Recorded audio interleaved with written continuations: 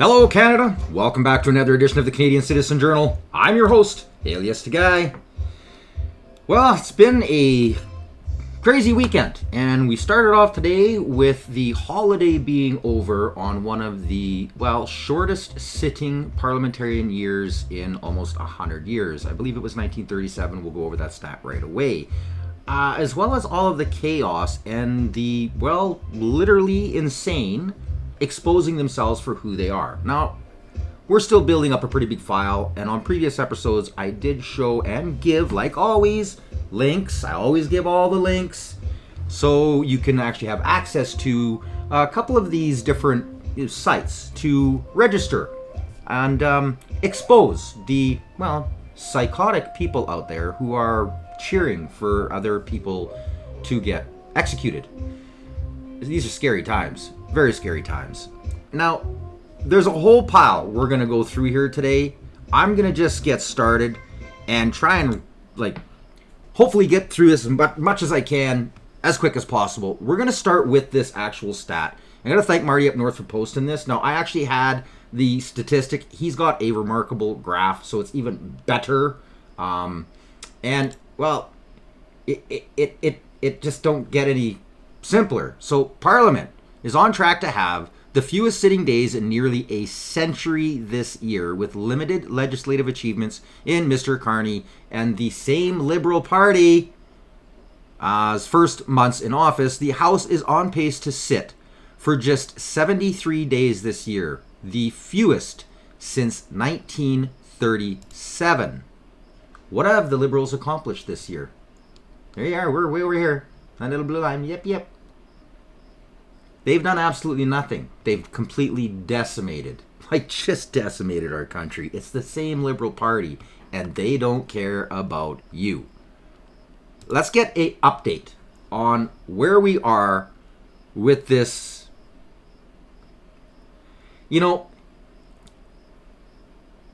There's people like this out there. Obviously, this kid he wasn't suffering from some mental disability. This was caused by brainwashing. This is why I always say, people, please like, share, and subscribe. I post all the facts in the description. All the links are down there. So that anybody who watches this, it doesn't matter which spectrum you are on, I don't care. All I care about is the truth. Sorry, just the truth, just the facts. I do this so that we can stop people from just believing lies. Lies. We're surrounded by it, especially here in Canada. The CRTC regulates every form of information that you are getting. And if it isn't them, it's coming from a form of government or corporate body who's pushing an agenda. This has infiltrated our schools. It's what's into politics. Look at this. Literally look at the people who were reelected. These people are sycophobes. These people have got serious problems. They are the head of propaganda. Most of them got their jobs and had careers in what? Propaganda. It's scary. Now, I'm going to play this clip in its entirety because you need to hear what they're saying. And there's already word. They're already investigating. Teachers are going to go to jail. We are learning chilling new details about Charlie Kirk's alleged assassin and what he allegedly did immediately following the shooting. Utah officials say the 22-year-old is under special watch and is refusing to cooperate with authorities. But people who knew him are fully cooperating. The FBI today saying it is looking into whether anyone in the crowd aided or abetted the suspect. And the FBI also revealing today that the suspect wrote a note penned before the shooting happened saying he had the opportunity to kill Kirk and he was going to do it. The state of Utah is expected to charge him tomorrow with aggravated murder as the Department of Justice is expected to file separate federal charges sometime today. This is Outnumbered. I'm Emily Campagno here with my co-hosts Harris Faulkner and Kaylee McEnany. And also joining us today, Kaylee McGee-White, Independent Women Features Editor-in-Chief and Fox News contributor, and David Webb, host of The David Webb Show on Sirius XM Patriot and Fox News contributor. Now let's go to Garrett Tenney, who is live outside of the Utah County Jail in Spanish Fork. Garrett. Emily, a big part of this investigation now is looking into who knew what about this shooting and when did they know it. We have learned that the alleged assassin told at least 2 individuals that he was planning to kill Charlie Kirk because he hated what Charlie stood for. One of them was in a text message. The other was in a note the suspect left for his romantic partner at their home in southern Utah. Here is FBI Director Kash Patel describing that note this morning. The suspect wrote a note saying, I have the opportunity to take out Charlie Kirk and I'm going to take it. That note was written before the shooting. Evidence of its existence, we now have learned, existed before the shooting, was in the location in the suspect and partner's home. That romantic partner who is cooperating with investigators is a male transitioning to a female. And you'll remember Charlie Kirk was shot right after being asked about trans mass shooters. Investigators are trying to determine if that was just a coincidence or if the person who asked that question was somehow involved. This new surveillance video obtained by TMZ also shows the 22-year-old walking to UVU's campus the morning of the shooting, about 4 hours before it happened, wearing a maroon shirt and light-colored shorts. We've also learned the FBI is investigating left-wing groups in Utah to see if they had any kind of heads up about the assassination plot or somehow helped the suspect, since his family told investigators he subscribed to left-wing ideology that had become more extreme over the past couple of years. Here's FBI Deputy Director Dan Bongino. We're looking into everything, Bill. There's not going to be a stone left unturned if there was anyone involved who aided or abetted. I can't say that in strong enough terms. Every single FBI asset on this team is being applied and used in this investigation. The alleged assassin will appear virtually for his hearing tomorrow, and we are told we will learn a lot more about this investigation ahead of that hearing when prosecutors formally file charges against him. Emily? Garrett, thank you. Kaylee, welcome back to you. What are your thoughts on this as we learn these details? I think it's clear that 2 factors contributed to this suspect's potential radicalization. The first is the online community that he was involved in. This is something that unfortunately is becoming increasingly common among my generation, which is really the first generation to ever be born and raised on the internet. And young adults are increasingly finding their community online, sometimes in very dangerous spaces. And what this case reveals is that you can be raised in an entirely normal middle-class family with parents who were seemingly very involved, who loved their son, and yet still end up in the wrong corners of the internet and be inundated with radical ideology. The second element here, which will be really interesting to see as this investigation unfolds, is how much and whether at all our education system contributed to this suspect's radicalization. And based on the things that public school employees and college professors have said on the internet, my guess is that it did in part at least play a part in his radicalization. The things that these people feel comfortable saying online shows that this leftist ideology wasn't hidden inside of them. This is being exposed to our children in their classrooms. And so we need to get a grip on our education system, and we need to rail back this ideology. Yeah, one of the headlines today read, "The Purge We Need," and it was exactly that, focusing on academia. So the article went, the op-ed. David, so we expect federal charges to be filed today, and we know that the feds can... So while this was going on, Fox had a few vans that were down there that they use in order to centralize all of their broadcasters. They had numerous different reporters, obviously, that were on these scenes. One of these groups, these leftist groups, Antifa groups, put a bomb underneath one of the vehicles, and thank the Lord, it actually didn't go off, which opened up another investigation, which is ongoing, as well as the fact that he was on Discord and he was a gamer, and there were these other outlets. One of the kids that actually knew him and went to school with him called him a Reddit kid. In other words, he based all of his information off of a site full of disinformation.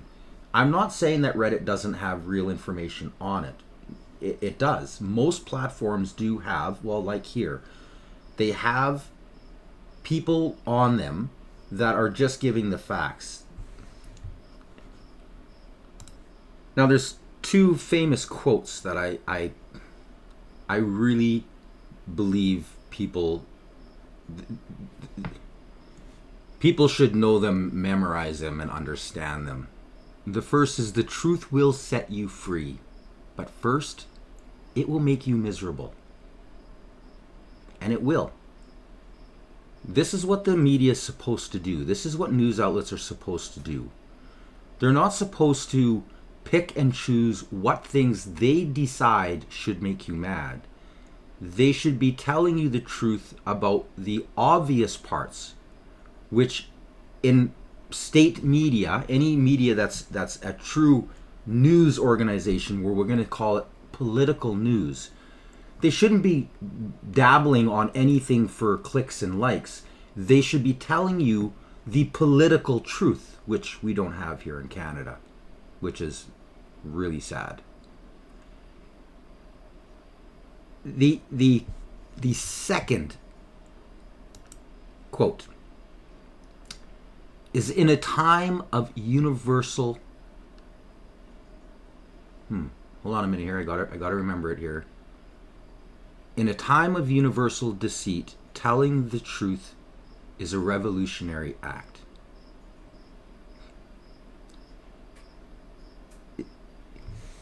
This is the problem. On these sites, there is so much crap and misinformation being spewed that it's very easy for these young minds, and in fact, old minds do that. And we're gonna show you one. Stephen King. I mean, I burnt all my Stephen King books years ago. The guy's a nincompoop. He really is. He's a great writer. He's got an amazing imagination, and he allows. He lives in a world full of misinformation. Maybe that explains why he's so good at writing fiction, because he lives amongst the unicorns and, rest of that world. These sites can be better, but when you have a government that purposely put in rules to allow for misinformation, their misinformation to be used only, and to pay those outlets for spreading misinformation, or you're not allowed to say any information at all, which was what Facebook does. We've lost lives in Canada. We've lost countless towns. We've seen mass, well, like the one that happened in Manitoba here, the whole knife thing. The people who were trying to get the word out were doing it on Facebook. Yeah. You can't even share any news articles. You can't share anything else unless it's deemed government approved, which, in other words, like Orwell pretty much based 1984 on, is the last person you want to be controlling what you see and hear. Now, dabbling a little bit further ahead here, you have mass misinformation. And like I've stated before, there are so many Canadians who actually think the Freedom Convoy was like this terror event. They really believe all of the lies that the media said, because the media has never been held to account. Why? They're government funded. They're protected by the government. Even today, all of these little leaks that go out, it's all to promote Carney. This is fascism, people. The whole Antifa crowd has to realize they're not Antifa. They are the fascists. And we're going to show you proof of that here in a little wee bit. But first, I just want to go over this one article. So, Public Safety Canada was praising itself for having a moral compass. Enter the Freedom Convoy. So a public safety audit made no mention of repeated false claims issued to justify emergency measures against the Freedom Convoy. The Public Safety Department audit lauded its ethics despite its role in falsely labeling the 2022 Freedom Convoy as violent and Russian-funded insurrection. The internal audit on values and ethics lauded the department as a leader, stating that employees upholding values and the ethical behavior contribute to public confidence and integrity in public institutions. However, their false claims of the Freedom Convoy include a debunked January 28, 2022 security bulletin that reported peaceful protesters were damaging downtown Ottawa. That was lie. It was all a lie. On February 16, 2022, Public Safety Minister Marco Mendicino falsely claimed the convoy was foreign funded, while another minister said that they criminally intended an attack on Canada. All proven lies. Who was spewing it? The Liberal Party and their media. And they're up to the same tactics like they did with the famous photographer for Justin Trudeau, the governor turd himself, who got a friend to mask up and take a Nazi flag in a dark, discreet area away from all of the Freedom Convoy protesters because they knew they would have been called out. Wave the flag. There were 7 to 15 different actors involved in this in order to make it seem like it was legitimate. This was a setup, people. This was a Black Flag event. This was done by the Liberal Party. Now tell me, is that not what a fascist party does? Yes. And guess what? They did it again. And I'm going to show you who the guy is, because this time he didn't wear a mask. And we're going to make sure that hopefully with new subscribers and all of the great subscribers I already have, we can share his picture, get it out far and wide, and make sure that this person gets exposed for who he is. Continuing. Officials then claimed protesters harassed families, threatened women, and blocked daycare access. But records disproved these federal fabrications. Public safety employees have a particular obligation to ensure that everything they do reflects the values and ethics code of the public sector and ultimately contributes to the safety and security of Canadians, said the internal audit of values and ethics. Furthermore, auditors affirm that values and ethics are a moral compass guiding public sector behavior, decisions, actions, and culture. Federal public servants have a duty to preserve public trust and uphold a professional, nonpartisan public service, they wrote.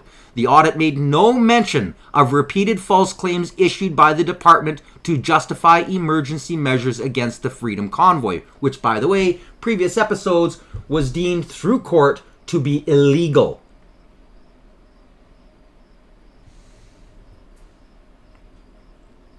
February 14, 2022, then Governor Turd invoked the Emergency Act to disperse protests, allowing law enforcement to detain protesters, freeze bank accounts, confiscate assets, and dismantle peaceful blockades with force. At the time, the Turd accused conservatives of supporting a fringe minority with unacceptable views, effectively branding protesters as radicals. Intelligence agencies fabricated evidence, allegedly fabricated evidence, to falsely label Freedom Convoy supporters as far-right, then suppressed their message of peaceful unity with media assistance.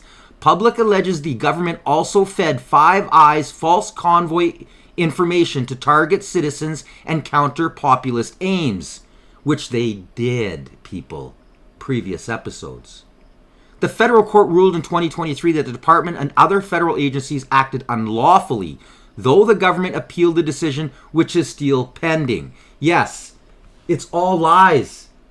So all these people out there right now that are all, they're protesting the Freedom Convoy, they're, protesting anybody who, who mourns for Charlie Kirk or understands morally how wrong it is to take somebody's life in order to silence them, to take somebody's life, period. What's going on? I'm so glad to see so many people getting fired. That's what needs to be done. They need to be held accountable under the law and under the morals, under the moral fabric of what a real humanitarian society should do.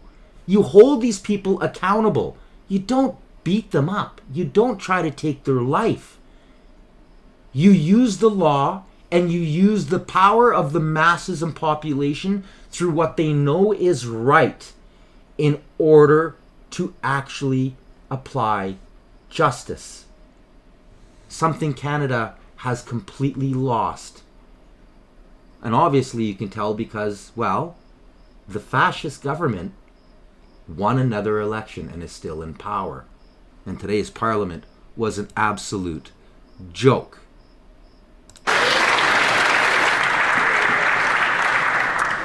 Freedom of speech is the cornerstone of a free society. It means we will hear ideas that we disagree with and express views that may be offensive. This freedom can make us uncomfortable or even hurt, but silencing voices, whether for a moment or forever, is never the answer. We must protect a society where people can hold beliefs and share opinions without fear of losing their jobs, being censored, or worse. Charlie Kirk was an outspoken advocate for faith, family, and freedom. Many disagreed with him, some were offended. Tragically, on September 10th, he was assassinated in an attempt to silence his voice. But when has political violence ever been the solution? It destroys dialogue, it undermines democracy, and it breeds fear instead of understanding. True progress comes from persuasion, not intimidation. As we grapple with our personal response to this, may we be honorable in our actions. May we fiercely defend the right of our opponents to speak freely. And may we join our hearts with Charlie's family, his wife Erica, and his 2 young children. Rest in peace.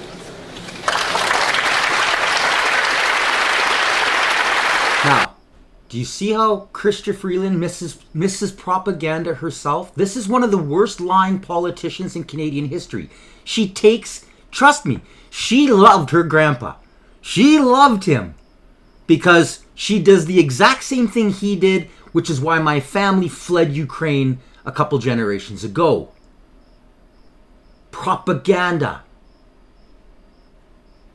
They took the book 1984 and used it as a literal book of knowledge on how to actually, be evil, instead of taking it and learning from what George Orwell actually wanted. He wanted it to be a learning lesson on what not to do. But now watch her coax. And this is good because you got to remember, a lot of people, even myself, I live streamed this clip here today because I figured it was important to see the Liberals haven't changed. They're the same party. It's all lies and gaslighting. This, they're going to try it. And watch carefully. You can see their reactions. They need to stand up. They need to show, oh, no, yes, we agree. We agree. Watch carefully.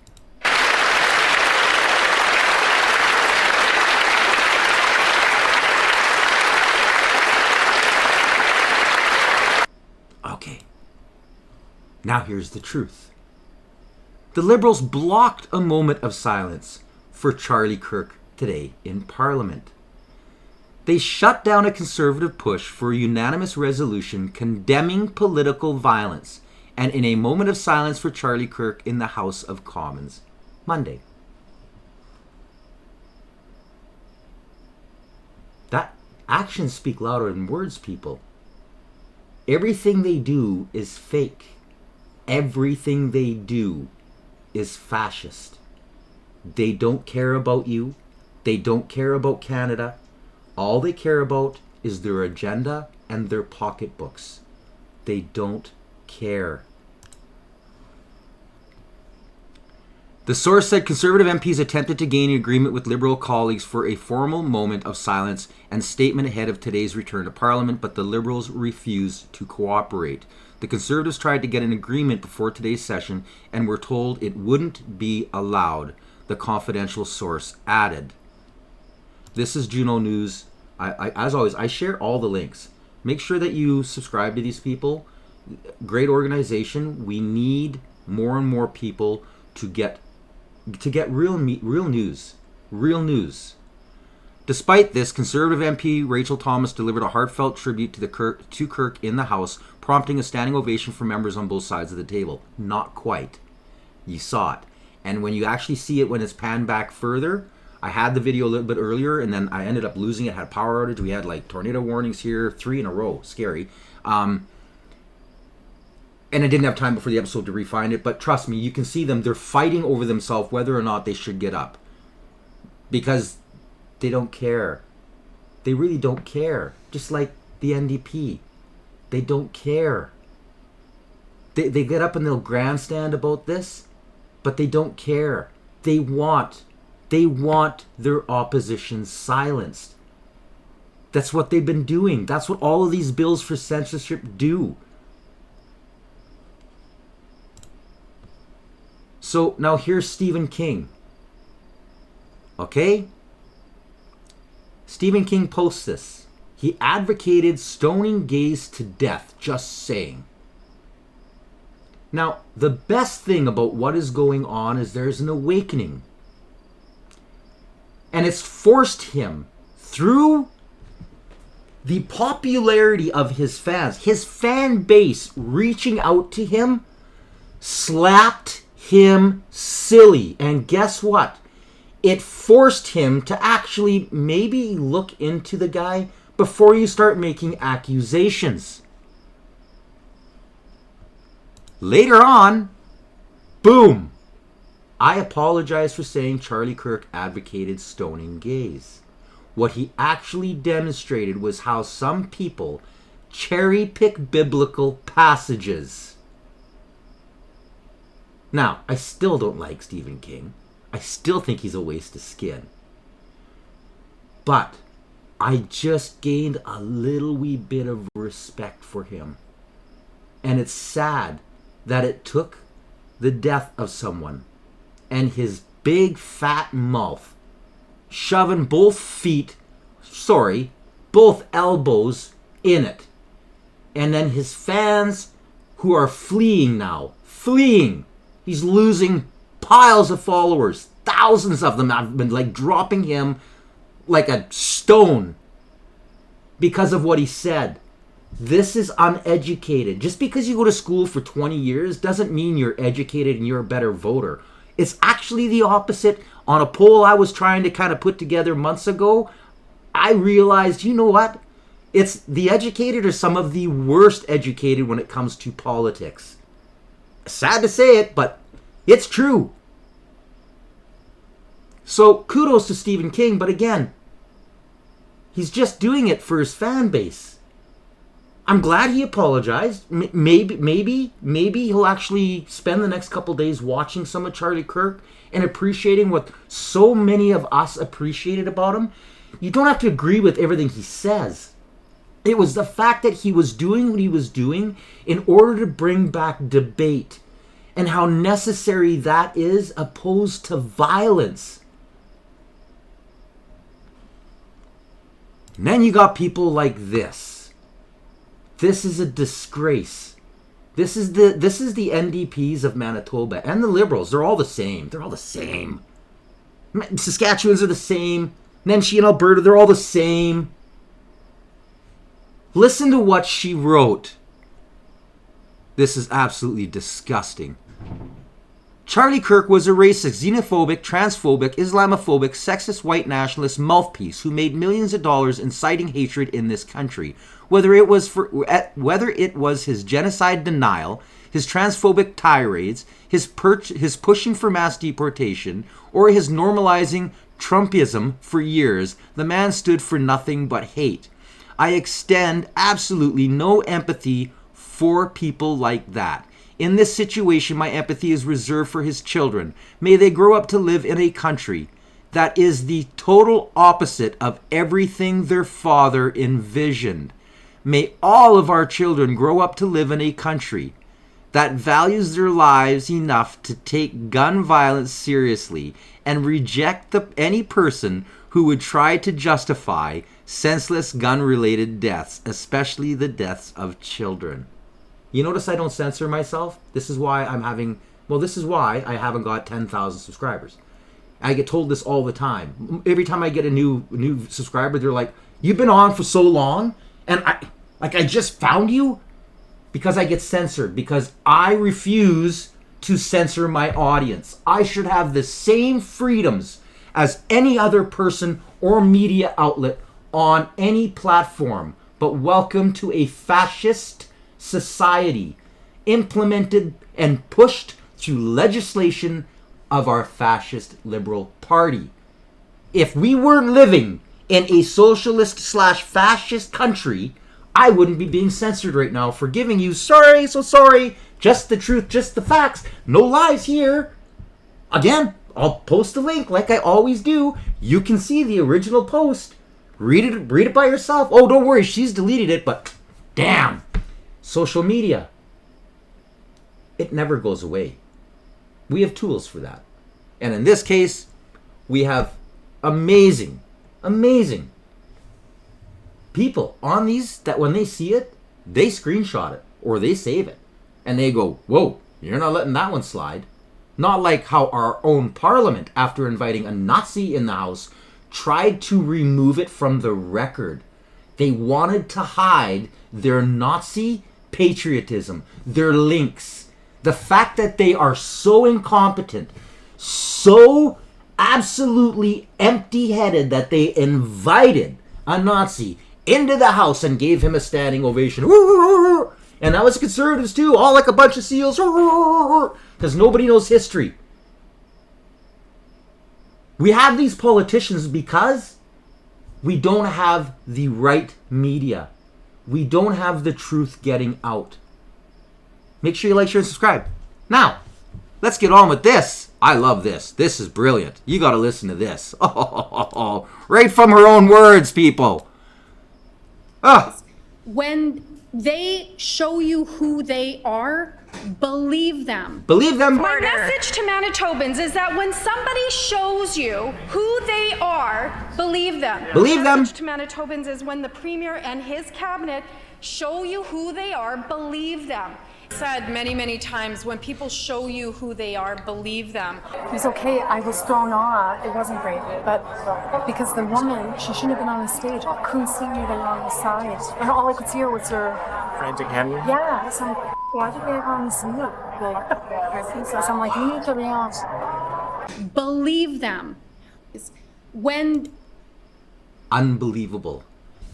This lady needs to be fired like the day she an hour after she posted this.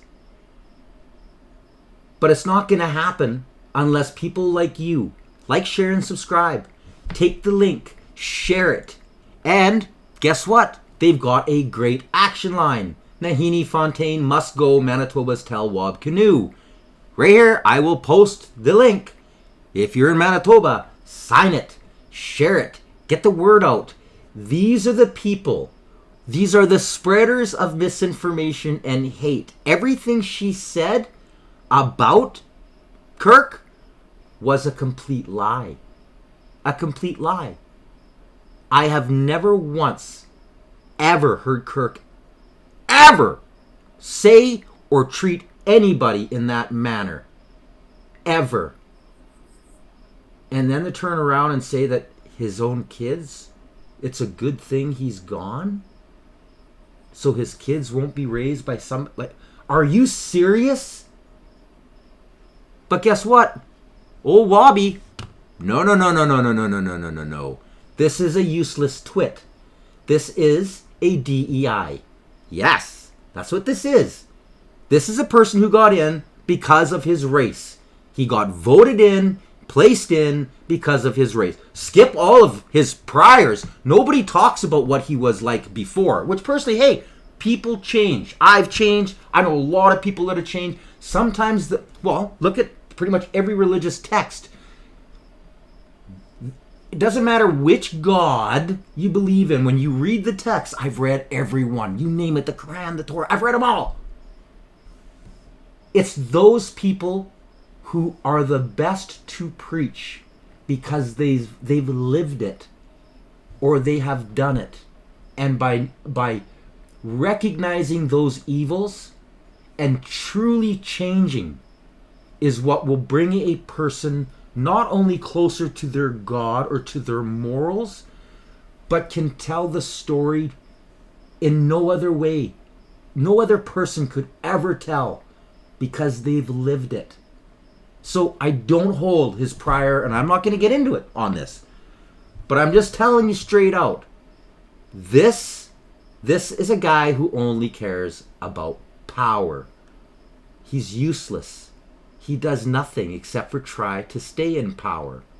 He's just a waste of skin. It's just disgusting. Did speak about Minister Fontaine's repost regarding Charlie Kirk. You mentioned you would have a conversation with her. Have you been able to chat with the minister about it yet? Yeah, I did. Yeah. Okay, can you speak to maybe what came out of You got something on your nose there? for yourself with the minister? Yeah, do a little bit of research on it. I expressed my concern about what she'd put on her story, and I asked her to apologize.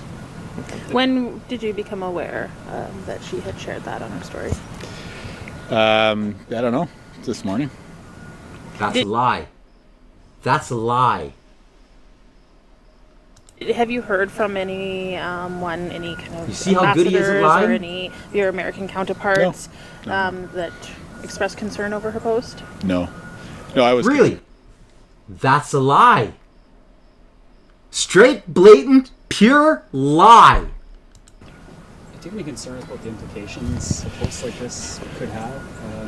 It's a divisive time right now. Yeah, I think I do have concerns. I wrote my will before the last election. Now it's all about him. It's all about me. It's all about me. I'm not going to play the rest of this. You want to watch it? As always, everything's posted in the description. This guy is a complete waste of skin. Yes, he was contacted. He was told on pretty much every social media account he has. I've checked. There's piles of them. They're telling him, hey, it's the Americans down here. You know, your trading partner, blah, blah, blah. You better fire this woman. He also made very clear that even here, halfway across the world, his thoughts are still very much at home. He announced to us that he plans to revoke the visas of foreigners who are seen celebrating or otherwise glorifying Charlie's assassination. Take a listen. To this country, we should not be giving visas to people who are going to come to the United States and do things like celebrate the murder, the execution, the assassination of a political figure. We should not, and if they're already here, we should be revoking their visa. Why would we want to bring people into our country that are going to engage in negative and destructive behavior? Before Fox News sat down with Rubio, he had spent 2 hours one-on-one. It's happening, people. It's not just Rubio. It's all over, all social media. X, all of them. The politicians are coming out. They're calling for this. Not only have we seen a few people fired, for the most part, our universities and what they're doing, they're just saying, well, we're just going to give them, they're going to have some leave. We're going to put them on leave. They'll be back. Once all of this kind of goes back down, they want these freaks. They want these people who have got no moral, they have no heart. They have no true understanding about how to get society to move forward in a good way. All they care about is their agenda. And anybody in that way, they want to take away their right. They want to take away their voice. And in doing so, you take away the person. In other words, that is fascism. University of Toronto and all the rest of these. Have they been fired? Only a couple. Only a couple.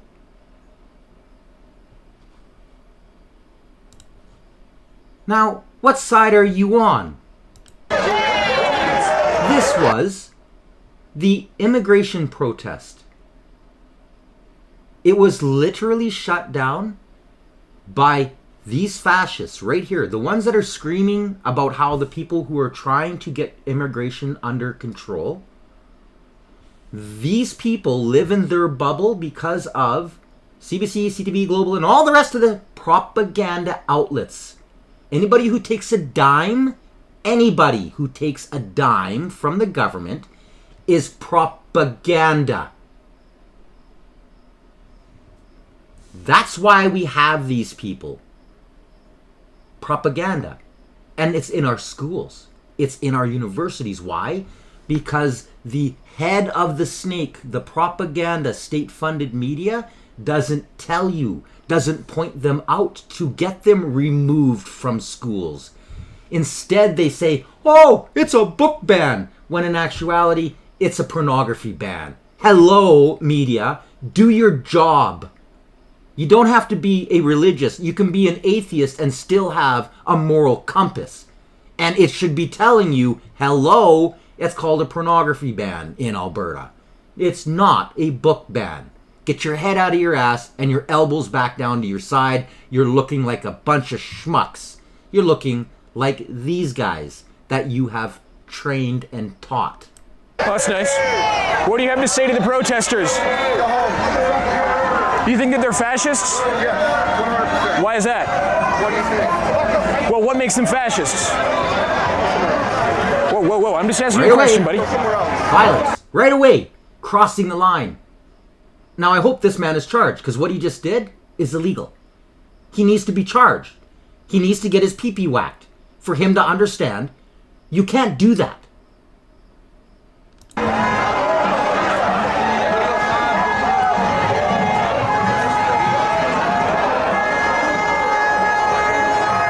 I love showing these because you can see the faces of all of these really brainwashed people.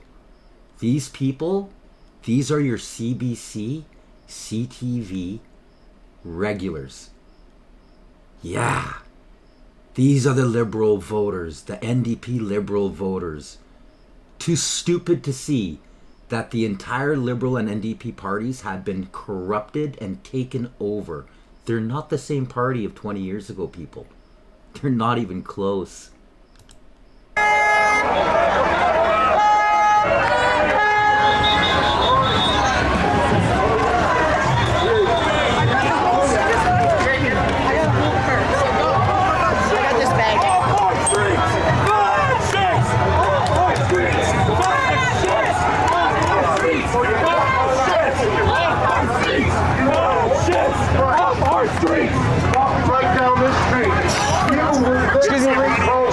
Excuse me, ma'am, can I see your sign? Excuse me, can I see your sign? Do you think the protesters are fascists? Do you think the protesters are fascists? Yeah. What makes them fascist, in your opinion? Pardon? What makes them fascist? They hate people. They hate people? Real intellect there. Got a gooder. She's probably right out of the University of Toronto. All right, thank you. Appreciate it. Thank you.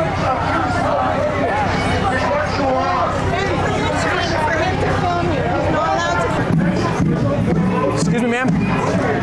Why? Can you explain your sign about them being Nazis? Who are you? My name's Harrison Faulkner. You are representing who? I work for myself. I'm just here covering the protest. Now, this is something that Soros was teaching years ago, and he got into the schools and he really brainwashed a lot of people, is that you only talk to your preferred media because they will only make sure to write puff pieces in order to protect the ideology. If you were a real concerned citizen, it wouldn't matter what media outlet. In fact, you would want to talk to the outlets that are the opposing views because you could literally correct them. And then if they ever did do anything to misinterpret you, guess what? It's called the law. You can hold them to account and walk away with a lot of money. This is the training from socialists and fascists, like the Nazi, yes, he was, George Soros. Started on Spark in 1933, we're going to just start again.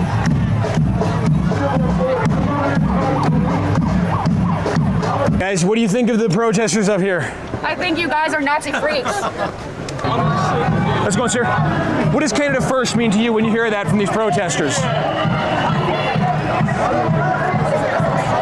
It's xenophobia, fear of the unknown. Do you think it's right to put Canada first? It's a good question. I appreciate it, man. Thank you. The idea of Canada First. Now listen to this. You'll love this. This is sheer ignorance. And the stop the invasion nonsense was a little ridiculous. And what I did see up there was, now fascism being thrown around a lot these days, but what I saw was intolerance and ignorance, and they all happen to be of the same demographic, which is really fucking frustrating. Really? This is the same demographic, you jackass.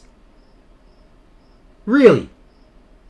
See, this is what mainstream doesn't show you. Mainstream labels like this has already been labeled as a white far right movement. It's not. Just like what's happening in the UK.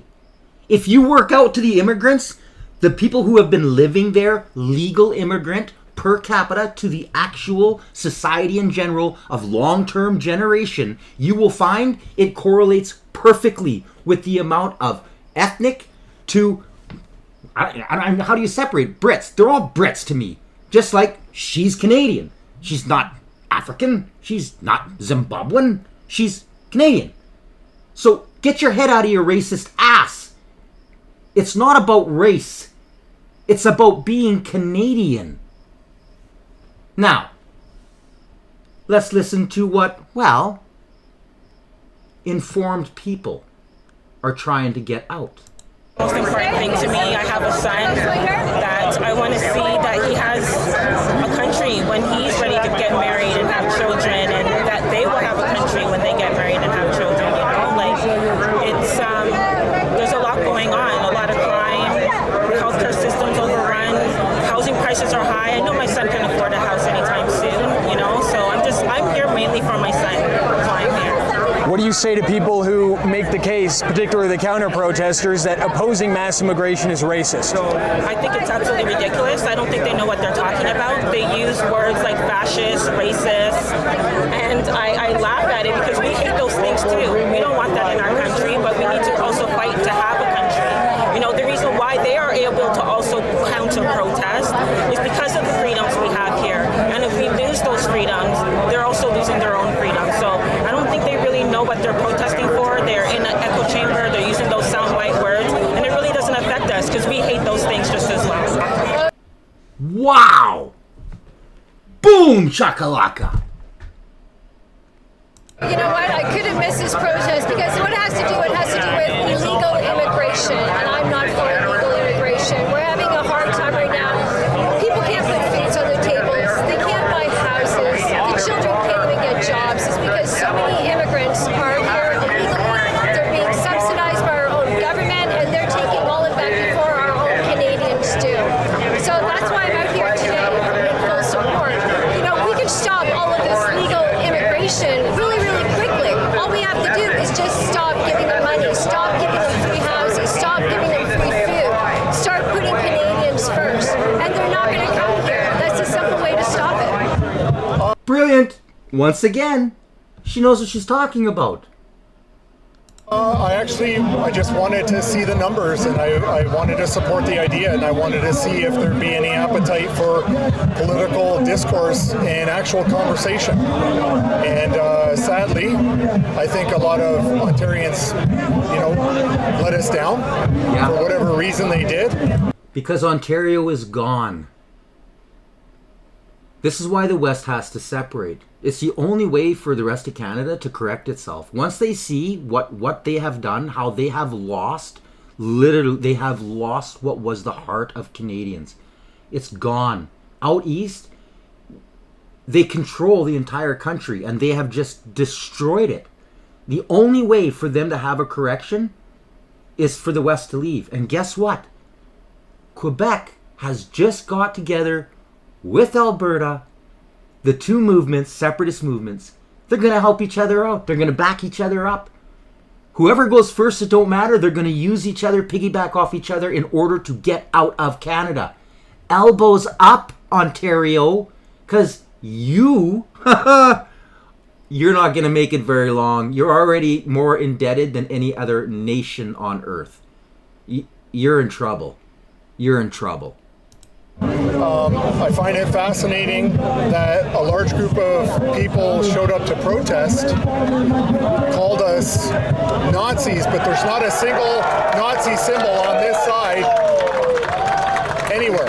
There are no Nazis here. There's just people that want to talk about immigration in this country and mass immigration and the impact it's having on other lives. So I think it was worth supporting to show solidarity and at the very least, just have a conversation about it. That's all. So why do you want to be at this protest today? Well, frankly, I'm scared shitless of where this country is going. I have children, and I'm worried about the future for them. My son's 16 years old. He can't find a summer job. My older teen has to work 7 days a week just to afford his car and the insurance and everything else because of the price of everything going up. I'm just sick to death. I'm 50-something years old. I can barely make ends meet. I'm just trying to survive. I'm tired of this bullshit. Funny. They're the ones being called fascists. And yet the other side, unbelievable. Now, I want to show you this clip. I want you to memorize the guy's face because I think it's really important that it get out there and find out who he is. Now, it's not this guy. Who he is. And get the links to why he is there and who put him there. This is a seed, people. He was put there in order to make this movement look bad. So we just had an MP come out here. Right, Glenn and I tried to ask a few questions, and then things went pretty off the rails pretty quickly. What do you have to say? There was one sole person holding a hockey stick who took a very aggressive tone and was using language that does not represent any of us. None of us believe in hate. That's not our thing. Now this is the guy. Right here on your right. It's already out? Yeah, it's already out. You're laughing? You're laughing at the anti-Semitic shit? That doesn't go on at these rallies, okay? It doesn't go on at these freedom rallies. Oh, none of it. Yeah, none of it. Okay. None of it. All right. Okay, now you put us all under that. I can see you. Now watch carefully. This is the setup. Do you condemn political violence at Christie Place? Reckless language.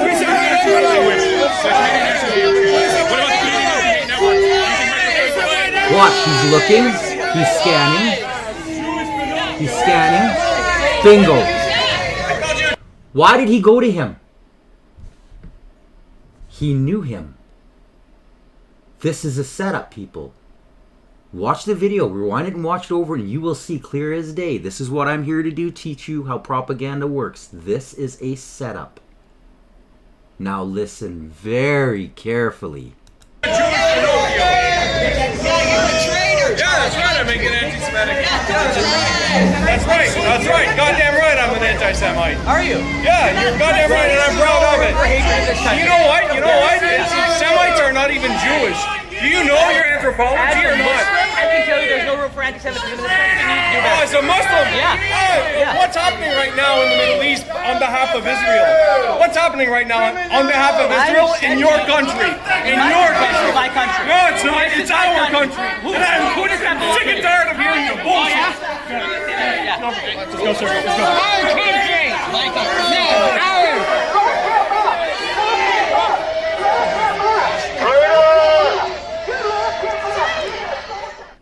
Here's the two guys leaving, completely alone. Not leaving with anyone, walking away by themselves. I've asked everyone here, not a single person knows who these two individuals are. This is not what any of the people here that I know are about. This is the same. This is literally out of the fascist handbook, people. Thank you very much, Chris Dacey, for catching that and getting it on social media so that we can all get together and share his picture and show the setup that just happened. They did this with the Nazi flag at the Freedom Convoy. It was just so happened to be Governor Turd's right-hand #1 photographer who was doing it and got caught. There's still AI out there trying to find out who these people were. And trust me, they're going to find out. It's going to happen. And when it does, there's going to be hell to pay. There are going to be, well, media outlets and hundreds of thousands, if not hopefully millions of Canadians, when they get wind and actually see the faces and know who it was, who are going to want jail time. Yeah. This is a big thing. Especially the Freedom Convoy one. because the way that the propaganda outlets were purposely getting that information out, trying to spread fear, hate, and division. Absolute lies in order to protect their fascist paychecks. We are in big, big trouble, people. Big trouble. Now, moving on. Liberals grilled over documents contradicting ministers' statements on the $1 billion loan for Chinese ferries. Yes, guess what?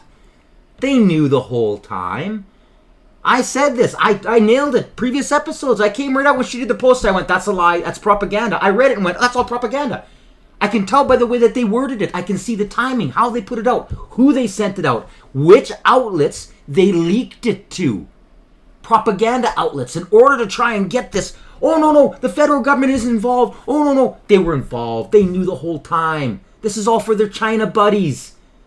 They don't care about you. They don't care. And then you find a real journalist. Oh, right. Sam Cooper. So this is just another bombshell from Canada's #1 journalist. Possibly one of the best in the world. I definitely rank him in the top 5. Probably top 3. Carney's ethics test. How Brookfield's TK purchase brushed close to a sanctioned Sino-Russia venture.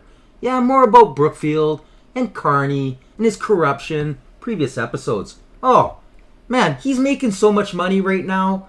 Everything that he does, every project he's pushing forward is making him filthy rich. We have never in the history of Canada had a so conflicted prime minister ever. I mean, he's not just like a little above. He's left the entire honesty of what was once Parliament in the dust. They have dug a hole to the center of the earth and buried it, and then filled it full of Brookfield investors who are all making money off of, yes, your backs, your taxes, because it's debt. By the way, just doing a little bit of math, $106 billion deficit is what I'm putting out right now. That is what so far, what I've got figured. Now, they're going to try and lie, and they're going to try and split it into two completely different. It's all a lie. We're well over 100 billion so far, people. So the 80 billion, don't worry about that. And guess what? It's not the end of the year yet. It's not even close. Yeah, people actually elected these losers in. Now, I'm going to scroll down a little wee bit here and get to the good stuff. As the Bureau has reported, an Ottawa democracy watchdog has already warned that Prime Minister Carney's sprawling private investments, including substantial holdings in Brookfield, as well as shares in more than 550 other companies, create a disabling conflict of interest that cannot be solved by this so-called ethics screen, ultimately undermining Ottawa's credibility and weakening Carney's capacity to confront hostile regimes, including China. PM Carney's so-called blind trust isn't blind at all. Democracy Watch stated this summer, he knows exactly what he put in. He chose his own trustee, can instruct them not to sell, can receive updates at any time. On top of that, he owns stock options in Brookfield, which he can't sell for years, guaranteeing he stays tethered to these corporate interests. These warnings echo the Bureau's March 2025 pre-election investigation, which outlined the granular detail Carney's deep entanglements with Brookfield and China. The Bureau revealed that Brookfield, the $900 billion investment giant Carney joined in 2020, held over $3 billion in politically sensitive assets connected to Chinese state-linked real estate and energy conglomerates, as well as a significant offshore banking footprint. One of its headline deals, a $750 million stake in a Shanghai commercial property project dating back to 2013, was tied to a Hong Kong tycoon with official links to the Chinese People's Political Consultative Conference, a central united front body identified by the CIA as a tool of Beijing's overseas influence options. Yeah.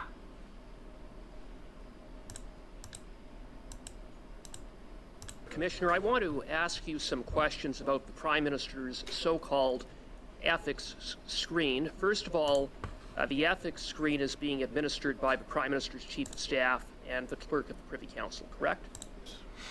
So we have the Chief of Staff who is appointed by and works directly for the Prime Minister, and the Clerk of the Privy Council, who serves at the pleasure of the Prime Minister.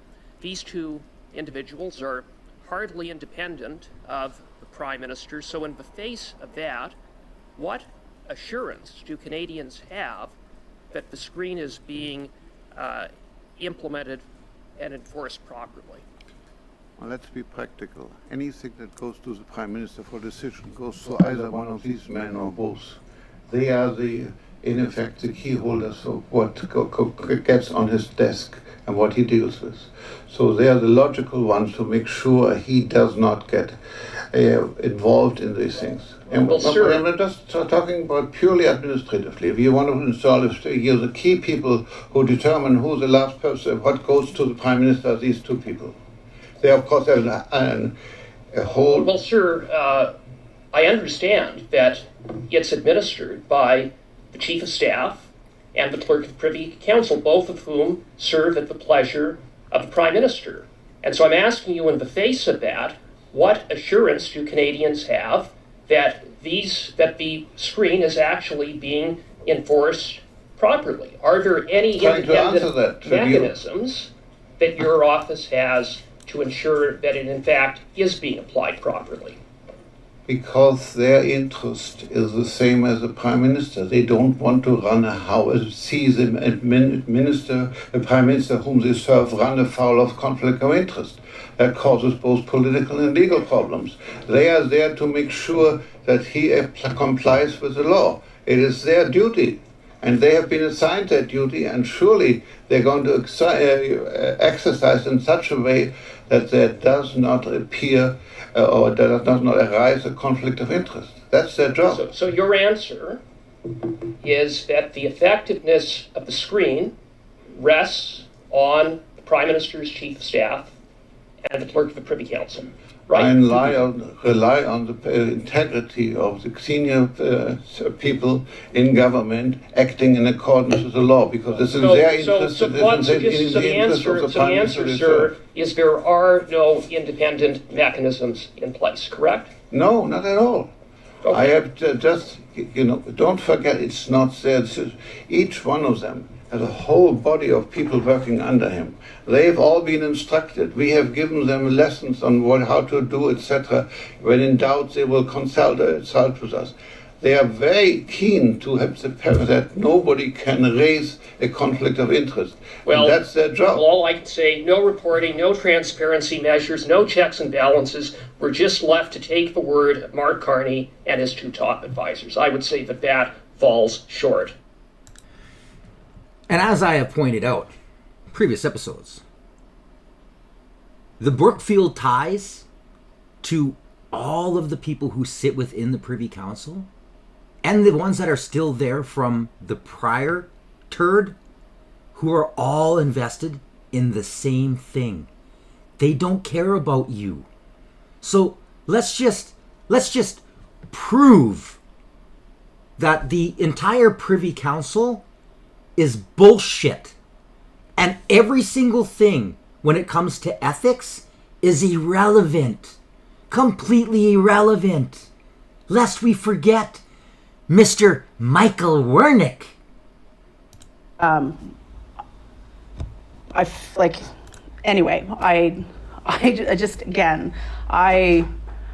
surprised that you and I are having this conversation, but I'm just saying that I really feel uncomfortable and about the appropriateness of this conversation. Okay, I understand that. I think his view is not asking you to do anything appropriate or to interfere. He's asking you to use all of the tools that you lawfully have at your disposal.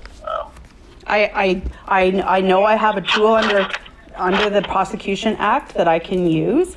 I do not believe it is appropriate to use it in this case. Now, don't forget, they just created a new tool which gives Carney the ability to do whatever he wants when it comes to any businesses or the use of tax dollars for said businesses. Yeah, Bill C-5. You think this was bad? Oh, Canada. Elbows up.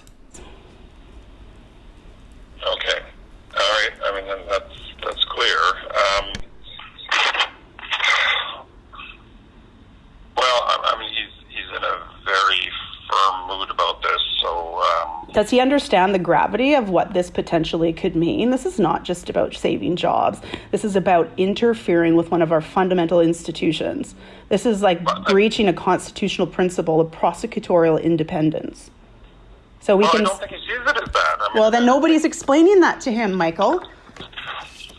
Like this is we can stand up in the House of Commons and on Norman, on totally appropriately on Norman, on extradition, and we can talk about the rule of law.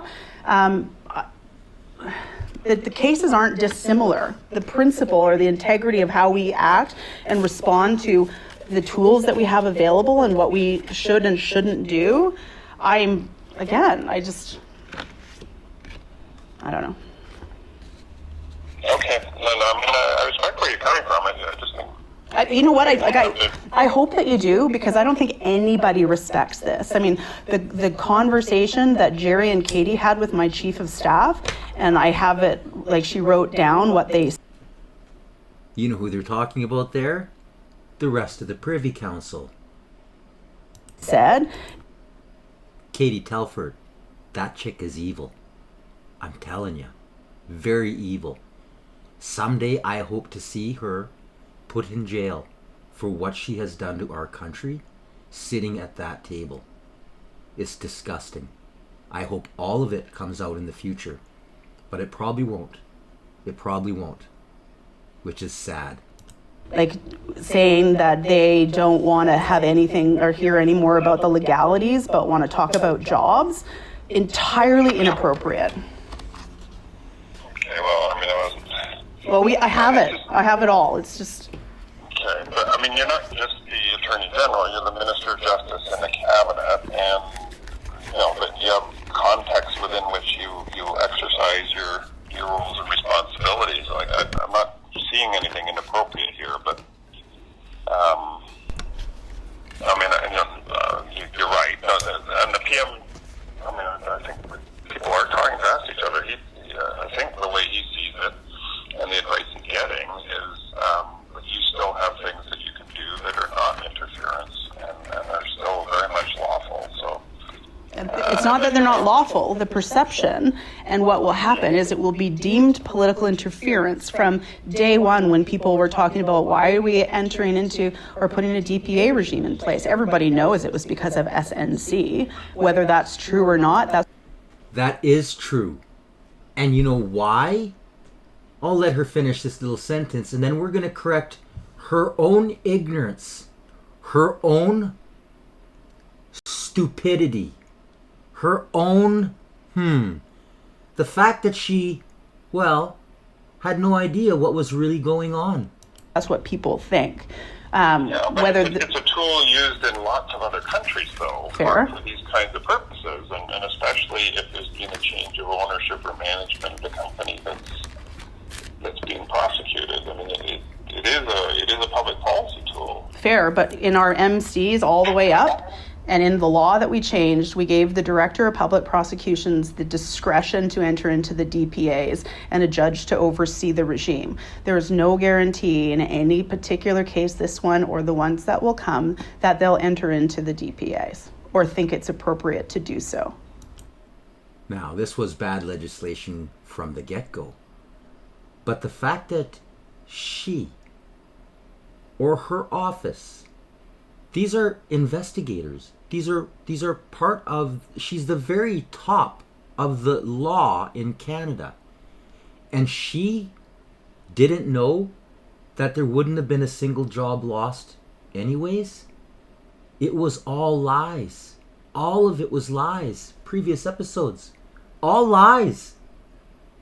It was only done to protect a few very wealthy people at the top of SNC-Lavalin. But they were using propaganda, spreading lies and misinformation to try to save the very wealthy. when it never had anything to do with job losses. Zero, zilch, nada. Go get the ball. That's mainstream media. Do you think Carney isn't involved in his own investments? You tell you, I got island property in the Sahara Desert to sell you. Unbelievable. He has already made millions. Yeah. He's the general of this Liberal Party. He just walked in to an army that has had 10 years to remove any integral part. There is nobody left that wouldn't do what he wants. Just like they did for the turd.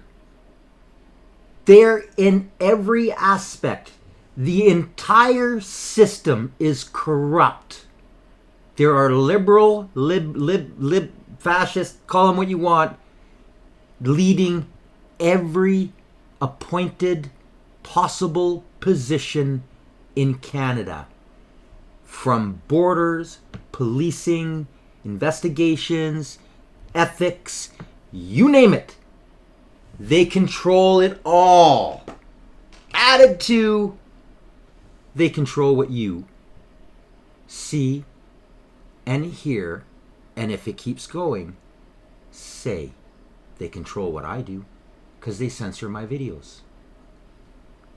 I hope you enjoyed today's episode. Please make sure you like, share, and subscribe. I got some really cool graft. I'm just going to show you a couple pics. This one is great. Truth, it's the new hate speech. One of my favorite quotes that I had mentioned earlier.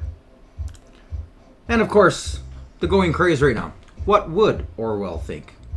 They're all got my little signature Canadian Citizen Journal on the arm. Prices are great, quality is top notch. If you wish to support the channel, please look into the store. There's a lot more than just these. I got lots with the CBC propaganda and some other amazing. And like I said, they're all really good quality. I try to make sure the prints are top notch. That's why it takes me a while to get this stuff made. So until next time, you guys, you've been watching the Canadian Citizen Journal. Make sure you like, share, and subscribe. And until next time, well, stay informed.